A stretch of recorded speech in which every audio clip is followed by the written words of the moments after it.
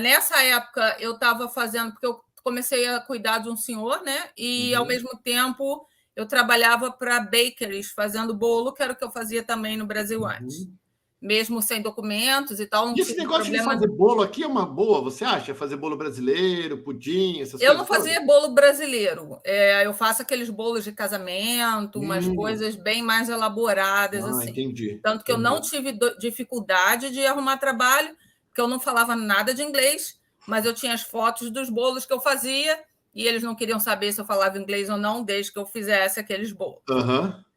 E aí eu fiquei durante um ano trabalhando nas bakeries e no Senhor, até que depois eu só fiquei trabalhando em bakery. Eu trabalhava em 3 bakeries ao mesmo tempo, só fazendo decoração de bolos. Eu trabalhava de segunda a segunda.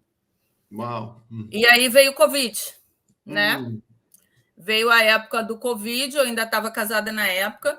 Na mesma época saiu a minha autorização de trabalho e novamente eu passei pelo mesmo problema que eu tinha passado no Brasil, que era com a crise, na época agora por uma crise de saúde.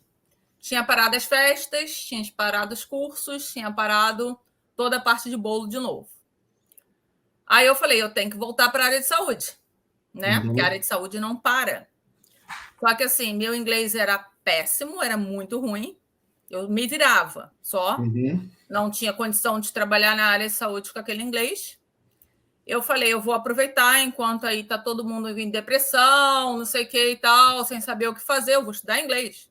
E eu estudava inglês sozinha, 5 horas por dia, todo dia. Aí você já estava separada nesse tempo? Não, estava casada ainda. Estava casada. Estava casada ainda. E aí eu estudava inglês durante 5 horas, na época do Covid, diariamente. E aí eu voltei a estudar na área de saúde, fui fazer cursos fiz alguns cursos online, que era para aprender parte de corpos em inglês, essa coisa, fiz curso de anatomia online. Legal. E depois eu voltei para a faculdade e voltei a trabalhar na área de saúde, tudo isso na época do Covid.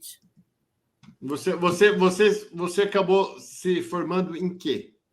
Na verdade, eu fiz o que era mais rápido para mim, porque a questão de transformar a enfermagem para cá, isso demoraria no mínimo 2 anos, né? Porque eu já tinha bastante tempo no Brasil que eu não era mais enfermeira, então eu ia levar no mínimo 2 anos para trazer meu diploma de enfermagem para cá.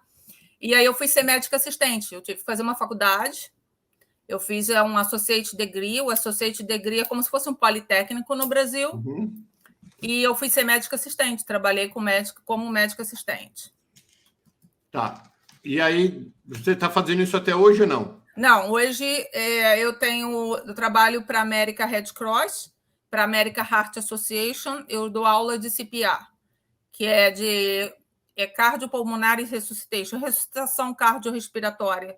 É um curso que é obrigado aqui, na maioria das profissões, principalmente profissões onde você tem cuidado sobre alguém, como professor, babá.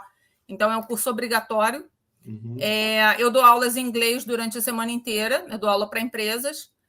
E, às vezes, 1 ou 2 vezes no mês, eu dou umas aulas que eu traduzo para brasileiros que precisam das aulas e não sabem o inglês fluente. Então, eu traduzo as aulas.